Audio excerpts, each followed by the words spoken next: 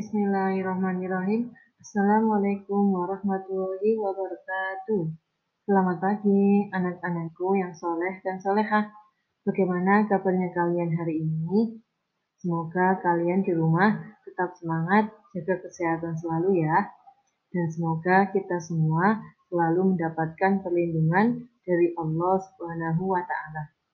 Hari ini kita masih belajar tema 3, yaitu makanan sehat, subtema 2. Pentingnya makanan sehat bagi tubuh. Pembelajaran 5 dan 6. Sebelum pembelajaran dimulai, alangkah baiknya kita berdoa terlebih dahulu ya. Bismillahirrahmanirrahim. Allahumma inni as'aluka ilman nafi'an wa rizqan thayyiban wa amalan mutaqabbala. Raditu billahi rabba wa bil islami dina wa bi muhammadin nabiyya wa rasula. Rabbi zidni ilma warzuqni fahma. Amin ya rabbal alamin. Pada pembelajaran 5, kita masih belajar mengenai muatan bahasa Indonesia KD 3.4 tentang memperagakan iklan media elektronik. Nah, untuk dapat memperagakan iklan media elektronik, kita perlu memahami isi iklan tersebut dengan baik.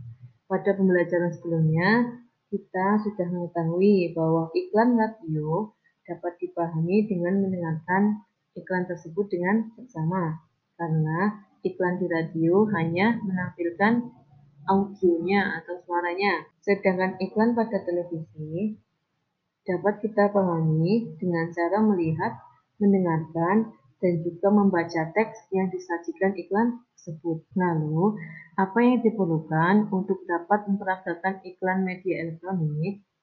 Apa saja yang harus kita perhatikan atau perlukan untuk dapat memperagakan iklan media elektronik? Yang pertama, memahami isi iklan dengan baik. Yang kedua, mengingat intonasi dan visualisasi pada iklan sebelum memperagakannya. Jadi harus diingat intonasi dan juga visualisasinya atau gambarnya pada iklan sebelum diperagakan. Yang ketiga, jika perlu, catat atau rekamlah isi dari tayangan iklan tersebut sebagai acuan kita untuk berlatih memperagakannya.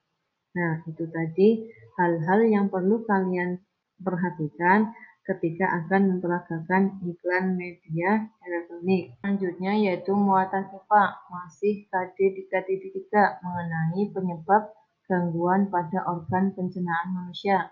Pada pembelajaran sebelumnya, kita sudah belajar mengenai gangguan-gangguan yang menyerang organ pencernaan manusia, antara lain ada sariawan, sakit gigi, mah, sembelit, atau konstipasi, diare, dan juga ada apendisitis atau usus buntu. Gangguan-gangguan tersebut dapat disebabkan oleh beberapa hal. Kira-kira apa penyebabnya? Penyebab gangguan pada organ pencernaan manusia antara lain. Yang pertama, makan tidak teratur. Makan yang tidak teratur dapat menyebabkan gangguan pencernaan, misalnya mah. Mah disebabkan oleh meningkatnya cairan asam di dalam lambung. Oleh karena itu, makanlah makanan yang bergizi dan teratur. Yang kedua, mengkonsumsi makanan dan minuman yang tidak bersih. Mengonsumsi makanan dan minuman yang tidak bersih dan juga tidak sehat dapat membuat tubuh menjadi sakit. Makanan yang tidak bersih, contohnya makanan yang dihinggapi lalat. Lalat ini mempunyai kebiasaan hinggap pada sampah ataupun tempat-tempat yang kotor, sehingga makanan yang dihinggapi lalat akan menjadi tidak baik bagi tubuh. Sama halnya dengan minuman. Minuman yang kita minum harus dalam keadaan matang. Hal itu bertujuan untuk mencegah terjadinya masuknya bibit penyakit ke dalam tubuh. Yang ketiga, mengkonsumsi makanan yang telah basi. Makanan yang sudah basi berarti sudah terkontaminasi oleh bakteri, virus, maupun jamur. Ciri khas makanan yang telah basi biasanya mengeluarkan aroma yang tidak sedap, berlendir, dan juga jika dimakan akan terasa asam. Cara untuk menyimpan makanan agar tidak cepat basi, salah satunya dengan cara disimpan di lemari pendingin. Ini penyebab gangguan pencernaan manusia. Kira-kira bagaimana cara kita memelihara organ pencernaan manusia? Caranya yang pertama, makan makanan yang sehat dan bergizi. Tidak jajan sembarangan. Yang ketiga, menjaga kebersihan makanan dan minuman dan mencuci tangan sebelum dan sesudah makan. Ini tadi mengenai penyebab gangguan serta cara memelihara organ pencernaan makanan manusia. Selanjutnya yaitu muatan SBTP KD3.3 mengenai memperagakan tari kancet papatai. Ini gambar mengenai tari kancet papatai. Tari kancet papatai atau tari perang merupakan tarian tradisional yang bercerita tentang seorang pahlawan Dayak Kenyah yang sedang berperang melawan musuh. Tarian ini menggambarkan tentang keberanian para pria Dayak Kenyah dalam berperang. Properti yang digunakan apa? Coba kalian lihat. Ada mandau, juga ada perisai, dan juga baju perang. Bagaimana gerakannya? Gerak tarinya yaitu lincah, gesit, penuh semangat, terkadang disertai dengan pekikan si penari dan didominasi gerakan melompat kecil. Ini tadi mengenai tari kancet papatai. Sekarang lanjut ke pembelajaran 6 muatan PPKN KD3.3 mengenai manfaat keragaman budaya di masyarakat. Bangsa Indonesia dikenal sebagai bangsa yang besar dengan keragaman yang ada, baik itu keragaman suku, budaya, adat istiadat, keragaman agama, dan yang lain-lain, tetapi mampu menciptakan kerukunan di antara perbedaan tersebut. Adanya keragaman menciptakan beberapa manfaat bagi bangsa Indonesia, antara lain, yang pertama, menumbuhkan sifat nasionalisme, yaitu mencintai bangsa dan negaranya sendiri sebagai identitas bangsa di dunia internasional. Misalnya tadi ada tari kancet papatai, itu merupakan salah satu tarian tradisional sebagai identitas bangsa Indonesia di dunia internasional. Alat pemersatu bangsa dan juga sebagai ikon pariwisata. Misalnya tadi ada adat istiadat mengenai Bukderan di daerah Jawa Tengah, itu sebagai ikon pariwisata daerah Semarang. Yang kelima, memupuk sikap toleransi, yaitu sikap saling menghormati dan menghargai antar kelompok ataupun antar individu dalam masyarakat.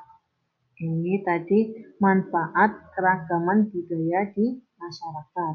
Masih di pembelajaran 6 yaitu muatan SBTP KD3.3 mengenai tarian dari berbagai daerah. Tadi di pembelajaran 5 kita sudah belajar mengenai memperagakan tari kancet papatai serta properti yang digunakan. Banyak tarian di daerah Indonesia menggunakan pola lantai dalam tariannya. Pola lantai yang digunakan ada yang rumit, ada pula yang sederhana. Selain pola lantai yang berbeda, tarian daerah di Indonesia juga memiliki properti yang berbeda. Contohnya, tari pendet dari daerah Bali, properti yang digunakan ada bokor, berhiaskan janur, dan berisi bunga. Nah, ini gambarnya. Ini gambar mengenai tari pendet. Ini properti yang digunakan, yaitu bokor, berhiaskan janur, dan berisi bunga. Yang kedua, tari piring dari daerah Sumatera Barat. Properti yang digunakan adalah piring. Ini gambarnya menggunakan properti piring. Yang ketiga, tari topeng. Salah satunya dari daerah Cirebon. Properti yang digunakan adalah topeng dan kipas. Nih gambarnya. Propertinya menggunakan topeng maupun kipas. Ada tari bondan dari daerah Surakarta, Jawa Tengah. Properti yang digunakan antara lain ada payung, boneka bayi, dan juga kendi. Nah, ini gambarnya. Properti yang digunakan ada payung, boneka bayi, dan juga kendi. Ini tadi beberapa tarian dari berbagai daerah di wilayah Indonesia. Selanjutnya masih muatan bahasa Indonesia KD 3.4 mengenai kata kunci pada iklan elektronik. Kata kunci iklan merupakan konsep atau gagasan yang berkaitan dengan produk ataupun jasa yang ditawarkan. Berarti kata kunci ini tergantung dari iklannya, baik itu iklan produk maupun iklan jasa. Perhatikan beberapa contoh kata kunci dari beberapa jenis iklan berikut. Pada jenis iklan pariwisata, kata kuncinya ada pada bagian tujuan wisata, harga murah, dan fasilitas yang bagus. Jadi iklan pariwisata, kata kuncinya ada di bagian ini. Untuk jenis iklan produk makanan sehat, kata kuncinya yaitu ada sehat, enak, murah, tanpa bahan pengawet, dan mudah didapat. Sedangkan untuk jenis iklan produk obat pencernaan, kata kuncinya yaitu ampuh, mudah didapat, tanpa rasa kantuk, dan terbuat dari bahan alami. Ini tadi beberapa contoh kata kunci dari beberapa jenis iklan. Perhatikan urutan iklan berikut. Aduh, perutku sakit.